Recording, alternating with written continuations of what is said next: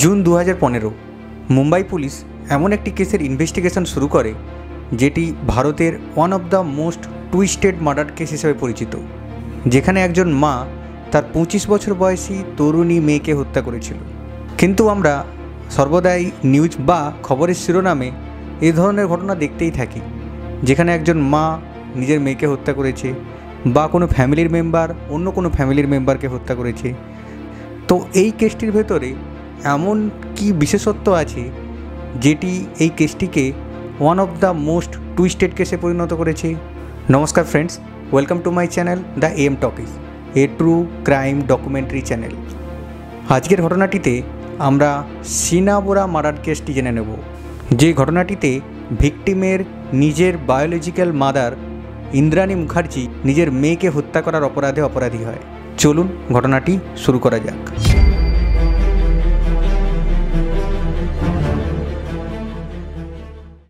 ঘটনাটির details জানতে হলে ঘটনাটির জড় অবধি যেতে হবে। ঘটনার মূল অভিযোগী ইন্দ্রাণী মুখার্জি তৎকালীন একজন হাই প্রোফাইল মিডিয়া টাইকন এবং INX মিডিয়ার কো-ফাউন্ডার। উনার আরও একটি পরিচিতি, উনি স্টার ইন্ডিয়ার এক্স CEO পিটার মুখার্জির স্ত্রী। কিন্তু ভিকটিম সিনা বোরার সাথে ইন্দ্রাণী মুখার্জির সম্পর্কের কথা জানতে হলে সময়ের পিছনে যেতে হবে।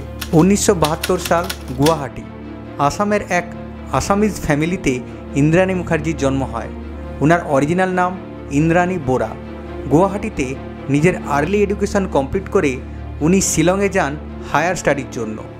কলেজে পড়ার সময় সিদ্ধার্থ দাস নামে এক ব্যক্তির সাথে উনি সম্পর্কে জড়িয়ে পড়েন। 1986 সালে মাত্র 15 বছর বয়সেই ইন্দ্রাণী মুখার্জি সিদ্ধার্থ দাসের সাথে বিবাহ করেন এবং ওনাদের 2 সন্তানও হয়। 1987 সালে ওনাদের প্রথম কন্যা সন্তান হয় সিনা বোরা। 1988 সালে ইন্দ্রাণী পুনরায় এক পুত্র সন্তানের জন্ম দেয়, যার নাম মিখাইল। কিন্তু কিছুদিনের ভেতর ইন্দ্রাণী পারিবারিক অশান্তিতে জড়িয়ে পড়েন, কারণ অত্যন্ত হাই অ্যাম্বিশাস ইন্দ্রাণীর স্বপ্ন পূরণ হচ্ছিল না স্বামীর কাছে থেকে। পরিবারের অর্থনৈতিক অশান্তি ইন্দ্রাণীকে কুরে কুরে খাচ্ছিল। তাই নিজের স্বামীকে ডাইভোর্স দিয়ে ইন্দ্রাণী নিজের 2 সন্তানকে বাবা মার কাছে গুয়াহাটিতে রেখে কলকাতায় চলে আসেন। কলকাতাতে কর্মরত অবস্থায় সঞ্জীব খান্না নামে এক ব্যক্তির সাথে ইন্দ্রাণীর দেখা হয় এবং ওদের ভেতর এক প্রেমের সম্পর্ক তৈরি হয়। 1993 সালে ইন্দ্রাণী মুখার্জি সঞ্জীব খান্নার সাথে দ্বিতীয়বার বিবাহ করেন। এক্ষেত্রে ওনাদের এক কন্যা সন্তানের জন্ম হয়, যার নাম বিধি। কিন্তু এখনও ইন্দ্রাণীর অ্যাম্বিশান ওর পেছন ছাড়েনি। নিজেকে আরও প্রতিষ্ঠিত করতে 2001 সালে ইন্দ্রাণী মুখার্জি মুম্বাইয়ের দিকে রওনা হয়। মুম্বাইয়ের এক ছোটোখাটো কোম্পানিতে কর্মরত অবস্থায় ইন্দ্রাণীর সাথে পিটার মুখার্জির পরিচয় হয়। পিটার মুখার্জি তখন স্টার ইন্ডিয়ার CEO এবং এক অত্যন্ত পাওয়ারফুল মিডিয়া পারসন। ইন্দ্রাণী মনে করে পিটার মুখার্জি একমাত্র ইন্দ্রাণীর যাবতীয় স্বপ্ন পূরণ করার ক্ষমতা রাখে। ও এ ধরনের এক ক্ষমতাশালী ব্যক্তির খোঁজ করছিল। যদিও পিটার মুখার্জি অলরেডি এক ম্যারিড পারসন ছিল, যার এক পুত্র সন্তানও ছিল, যার নাম রাহুল মুখার্জি। কিন্তু তারপরও দ্বিতীয়বার বিয়ে করার জন্য রাজি হয়। নভেম্বর 2002 সালে ইন্দ্রাণী তার দ্বিতীয় স্বামী সঞ্জীব খান্নাকে ডাইভোর্স দিয়ে পুনরায় পিটার মুখার্জির সাথে বিয়ে করেন। এক্ষেত্রে ইন্দ্রাণী পিটারকে অনুরোধ করে যে তার দ্বিতীয় পক্ষের মেয়ে বিধিকে যেন দত্তক না হয়। পিটার মুখার্জি আইনতভাবে বিধিকে নিজের দত্তক কন্যা হিসাবে গ্রহণ করে। পিটারকে বিয়ে করে ইন্দ্রাণী রাতারাতি সেলিব্রিটিতে পরিণত হয়। ইন্দ্রাণী এবং পিটার মিলে INX মিডিয়া নামে এক কোম্পানির এস্টাবলিশ করেন। ইতিমধ্যে ইন্দ্রাণীর প্রথম পক্ষের ছেলে মেয়ে সিনা এবং মিখাইল, যাদেরকে ও নিজের মা বাবার কাছে গুয়াহাটিতে ছেড়ে এসেছিল, তারা নিজের মা ইন্দ্রাণীর সাথে দেখা করতে চায়, কারণ বৃদ্ধ বয়সে দাদু এবং দিদার পক্ষে ওদেরকে আর দেখাশোনা করা সম্ভব হচ্ছিল না। যখন ওরা দুজন মিলে নিজের মা ইন্দ্রাণী মুখার্জির সাথে দেখা করতে আসে মুম্বাইতে, তখন ইন্দ্রাণী ওদেরকে নিজের সন্তান হিসাবে পরিচয় না দিয়ে নিজের ভাই এবং বোন হিসাবে পিটারের সামনে পরিচয় দেয়।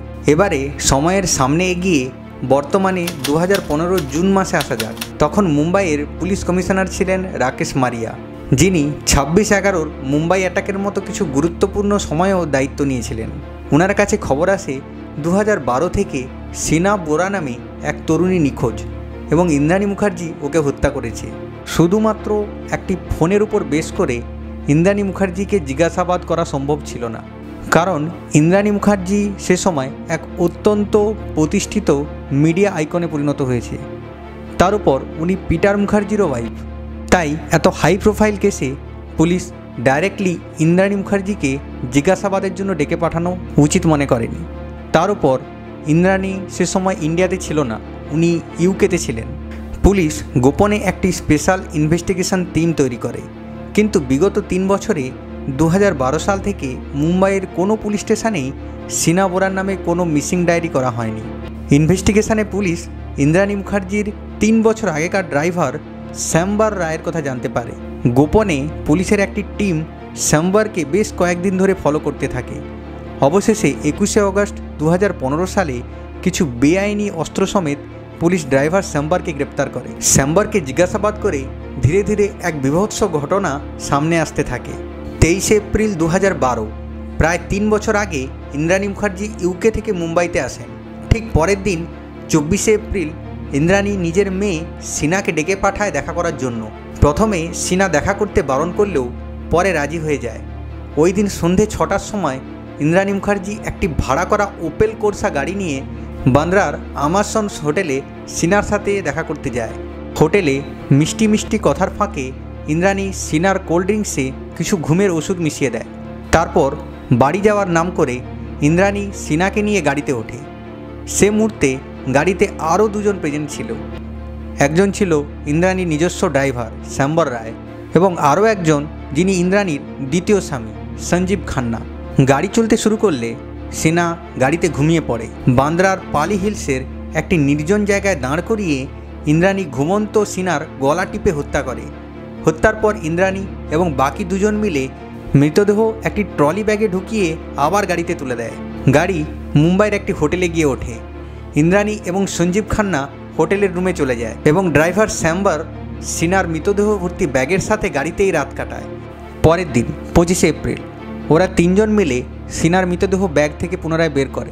তারপর সিনার মৃতদেহ গাড়ির ব্যাক সিটে ইন্দ্রাণী এবং সঞ্জীব খান্নার মাঝে এমনভাবে বসিয়ে নিয়ে যাওয়া হয় যাতে বাইরে থেকে পুলিশ বা অন্য কারোর কোনো সন্দেহ না হয়। ঠিক জীবিত মানুষের মতো ওকে গাড়ির ব্যাক সিটে বসিয়ে পুনরায় গাড়ি চলা শুরু করে। রায়গড়ের দিকে এগিয়ে যায়।